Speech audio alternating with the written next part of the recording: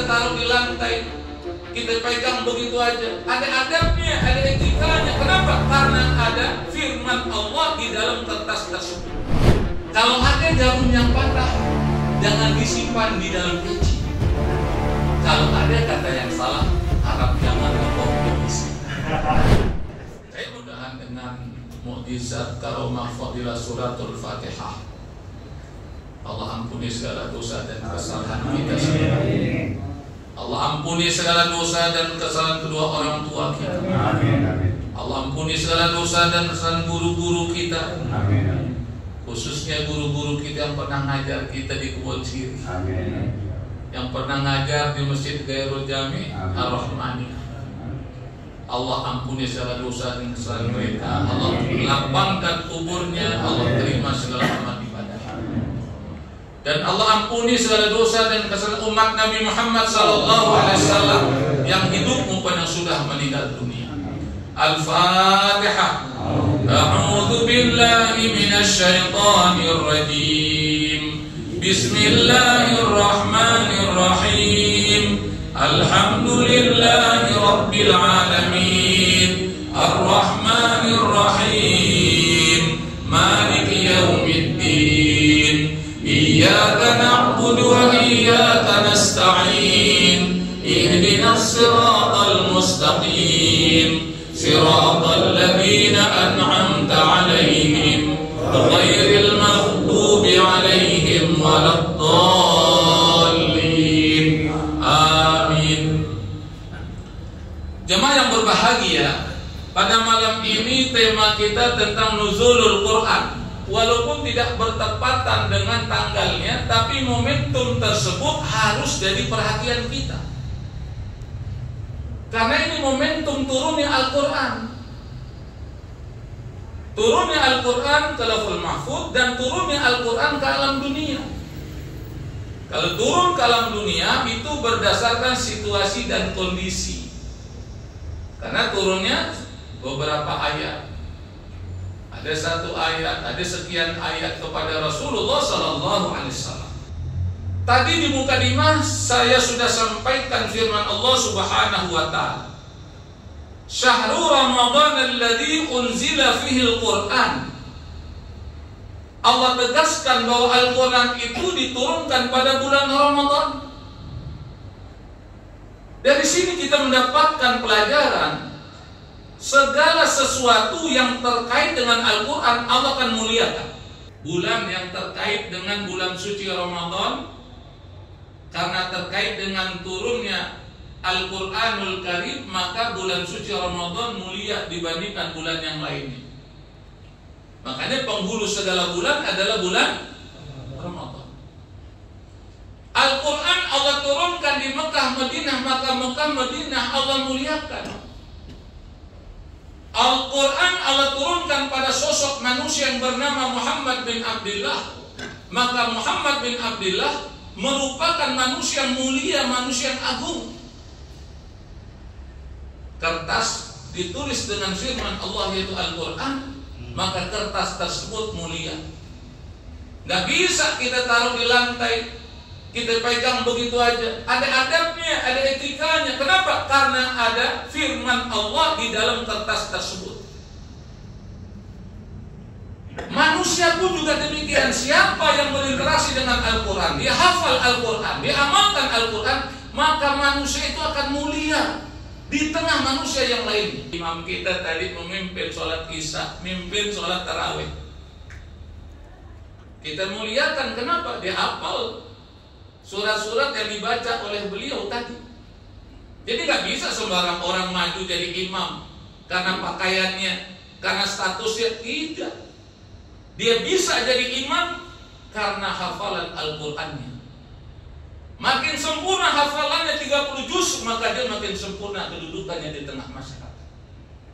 Bahkan bukan di dunia saja, sampai ke alam kubur jasadnya tidak akan dimakan oleh tanah. Bahkan sampai ke akhirat dia memiliki kedudukan yang mulia, yang agung, dapat memberikan kemuliaan kepada orang tuanya, memberikan mahkota kepada orang tua. Kenapa dia dapat memberikan mahkota kepada orang tuanya? Karena dia mendapat kemuliaan. Makanya kita bersyukur kepada Allah sebagai umat Nabi Muhammad SAW diberikan Al-Quranul Karim. Maka kata Allah di awal ayat surat yang diturunkan kepada Nabi Muhammad SAW, Iqra' bismi rabbikal ladzi khalaq, khalaqal insana min 'alaq, Iqra' wa rabbukal akram, alladzi 'allama bil qalam, 'allamal insana ma lam ya'lam. Hei umat Islam, hei umat Nabi Muhammad SAW, hei orang-orang yang beriman, baca itu Al-Quran. Mungkin ada mengatakan saya belum bisa baca yang 30 juz 114 surat. Kalau belum bisa baca, udah baca Iqra' jilid 1, lepas jilid 1 jilid 2, lepas jilid 2 jilid 3, lepas jilid 3 jilid 4, lepas jilid 4 jilid 5, lepas jilid 5 jilid 6, lepas jilid 6 udah masuk Quran. Karena biasanya kalau udah selesai Iqra' jilid 6 dia udah bisa baca Quran. Jadi belajar Al-Quran tidak akan rugi, bahkan mendapatkan kemuliaan dari Allah. Khairukum man ta'allama al-Qur'ana wa 'allamah. Sebaik-baik kamu adalah orang yang belajar Al-Quran dan mengajarkan Quran. Jadi bukan yang ngajarin Quran aja mulia, yang belajar Quran, yang kata orang tua-tua kita bilang udah lo belajar alif-alifan. Alif di atas alif, dua i, alif depan u, a i u, ba di atas ba, ba di dua bi, ba di depan bu, ba bi bu. Kalau udah gitu ada lagi a bi, a ba. Nah, nanti kalau udah selesai itu metode al-Baghdadiyah dulu tuh kita belajar ngajinya. Ana auna, una aina, ina anun, bana bauna, buna baina, bina banun, tanah tauna, tuna taina, tina tanun. Bahagia kita belajar. Walaupun di tangan guru kita ada rotan, tapi no problem, nggak ada masalah. Kenapa? Karena kita cari ridho Allah Subhanahu wa Ta'ala. Jemaah yang dimuliakan oleh Allah Subhanahu wa Ta'ala, maka momentum nuzulul Quran mengingatkan kita, mari kita baca Al-Quran. Bahkan yang udah bisa baca Quran, jadikan Quran itu wirid kehidupan kita. Upayakan setiap hari kita baca Quran minimal 1 juz, 2 juz boleh, 3 juz boleh. Bahkan saya baca ada satu kiriman tulisan Imam Syafi'i, masuk bulan suci Ramadan dia fokus kepada Quran. Siang dia khatam Quran, malam dia khatam Quran. Jadi sehari 2 kali khatam Quran. Sebulan berapa kali? 30 kali 2, 60. Betul 60. Gimana orang Depok? Benar 60. Ini udah aksiomatik ini. Imam Bukhari juga begitu. Siang dia khatam Quran, malam dia khatam Quran. Jadi sebulan 60 kali khatam Quran. Mungkin ada yang bertanya-tanya, apa bisa tuh sehari khatam Quran? Saya dikirimin ada videonya di YouTube-nya. Itu ada seorang syekh di Timur Tengah.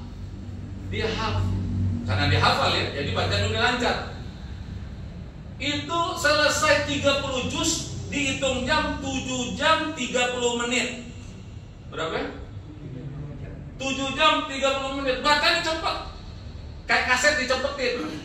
Makhorijul hurufnya panjang pendek pas, cuman dia standarnya standar cepat. 7 jam 30 menit selesai 30 juz. Artinya bisa dengan izin Allah Subhanahu wa Ta'ala. Maka kita baca Al-Quranul Karim. Malam Jumat mau baca Yasin silahkan. Walaupun ada yang nyindir-nyindir kan malam Jumat Yasinan melulu.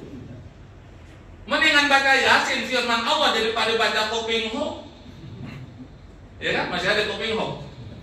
Daripada lihat komik, mendingan baca Quran. 1 huruf Al-Quran kata Nabi Muhammad SAW 10 kebaikan. Alif Lam Mim itu bukan 1 huruf. Alif 1 huruf, Lam 1 huruf, Mim 1 huruf. Jadi 3 huruf kali 10 berarti 30 kebaikan. Bismillahirrahmanirrahim. Berapa huruf? 19 huruf kali 10, 190 kebaikan. Ingat, itu kebaikan dari Allah, Rabb pemilik pengatur penguasa alam semesta. Kebaikan dari Allah itu modal kehidupan kita. Nih saya kasih amalan Ustaz Muhammad Arifin Ilham. Saya kasih tahu nggak nih? Mau tahu nggak? Kasih tahu nggak? Ustaz Muhammad Arifin Ilham di antara amalannya selain istighfar sehari semalam 5.000 kali. Itu istighfarnya. Sebelum dia keluar rumah dia baca 7 surat.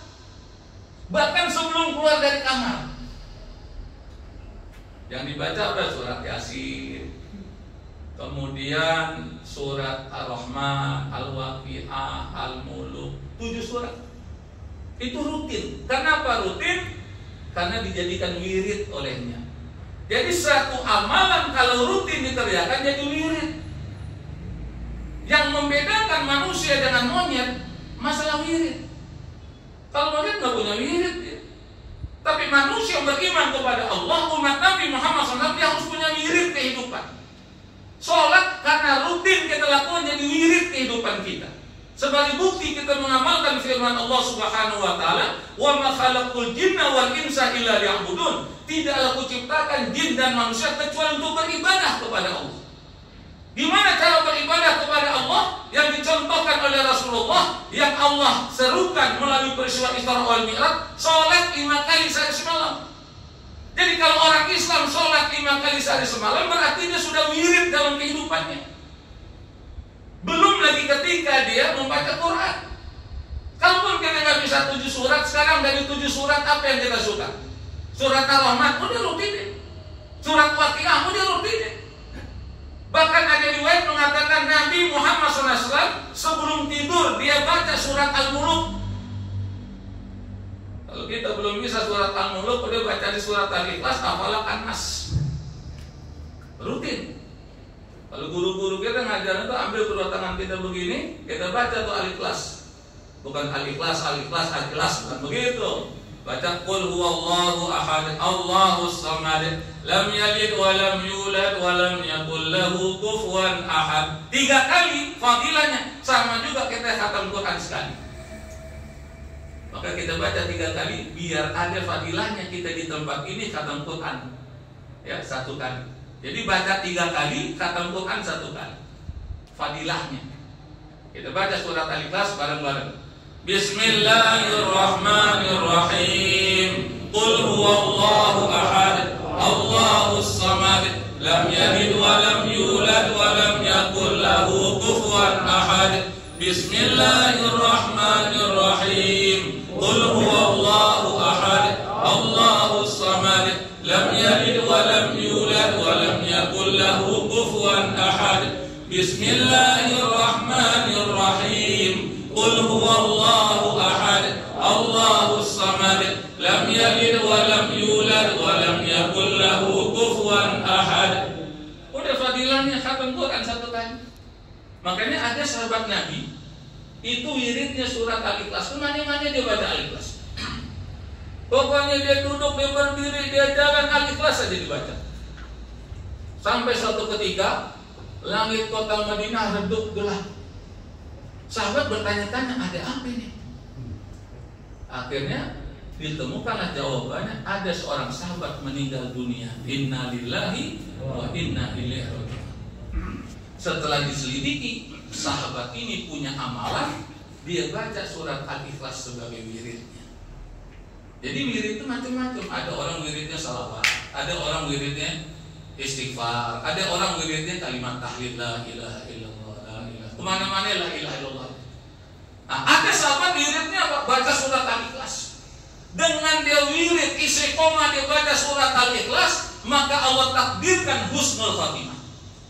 Sampai malaikat Allah turunkan ke alam dunia, sampai ke yang langit kota Madinah redup. Begitulah kemuliaan orang berinteraksi dengan Al-Quran. Nah, di samping kita baca Al-Ikhlas, baca Al-Falaq, baca An-Nas. Kemudian kita tiup nih ke tangan kita. Kemudian kita sapu ke seluruh tubuh kita dari ujung rambut sampai ujung kaki. Insya Allah segala ilmu hitam yang dikirim kepada orang soleh baca Al-Ikhlas, Al-Falaq, An-Nas itu nggak akan bisa. Ini namanya juga disebut dengan ruqyah fardiyah. Jadi kita meruqyah diri kita sendiri, membentengi diri kita sendiri. Dan upayakan sebelum tidur kita berwudu, kemudian kita doa.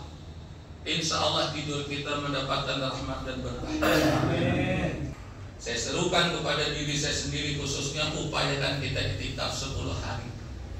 Kalau nggak bisa karena udah terikat dengan kerja dan kerja suatu kewajiban untuk mencari nafkah, upayakan pada malam-malamnya kita iktikaf. Kalaupun nggak bisa full setiap malam, upayakan cari yang ganjil-ganjilnya. Kalaupun udah nggak bisa juga, upayakan datang ke masjid, duduk niat iktikaf karena Allah Subhanahu Wa Taala. Kita beristighfar, kita puji Allah, kita baca 1, 2, 3 ayat, insya Allah akan bertepatan dengan Lailatul Qadar, nilainya 1000 bulan. 1000 bulan kalau dihitung tahun, lebih kurang 83 tahun. Sebab belum tentu tahun depan kita ketemu dengan Ramadan. Ramadan sekarang aja teman-teman kita banyak yang udah berpulang ke rahmatullah. Saya ada beberapa guru-guru, kemudian ada teman saya udah meninggal dunia. Makanya kita niatkan. Jemaah yang berbahagia, ini yang dapat saya sampaikan, mudah-mudahan bermanfaat bagi kita semuanya. Rabbana taqabbal minna innaka antas samiul alim wa tub alaina innaka antat tawwabur rahim.